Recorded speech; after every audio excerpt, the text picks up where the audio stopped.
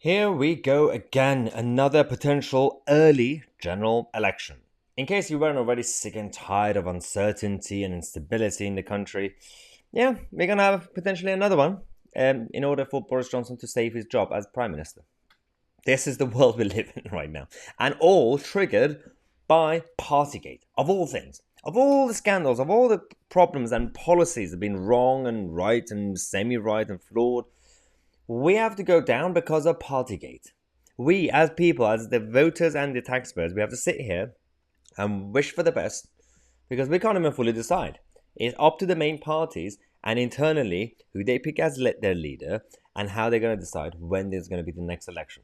So basically, Boris Johnson went to India last weekend, last few days, and in Parliament they voted for the motion to send his case to the Privileges Committee, as you guys know, and that committee will decide. It's not just about Partygate in that sense; it's about whether he misled Parliament, whether he lied, a constitutional problem. And here's the rumours that we heard initially a couple of days ago when I was in Parliament, in Westminster, talking to some people in Parliament. They said, well, the rumours are that he's going to come back from India and resign. That was always going to be unlikely.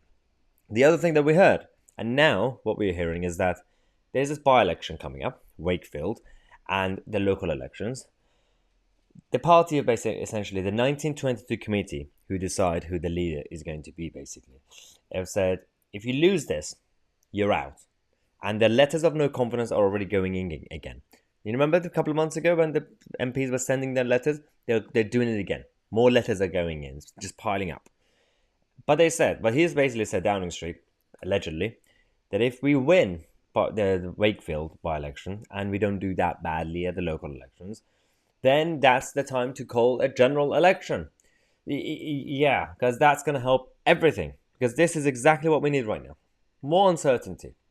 Now, the 1922 committee, who obviously is chaired by Sir Graham Brady, receiving the letters of no confidence, they are the ones who will be triggering the vote of no confidence if it gets to that point to see if there's any confidence in the leadership, and then they will start a leadership election.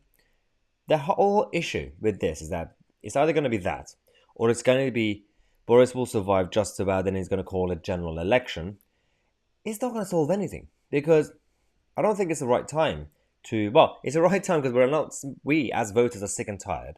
We want to have some say, right? Especially over the last 2-3 years, we want to have some sort of say and show our disappointment in the whole establishment.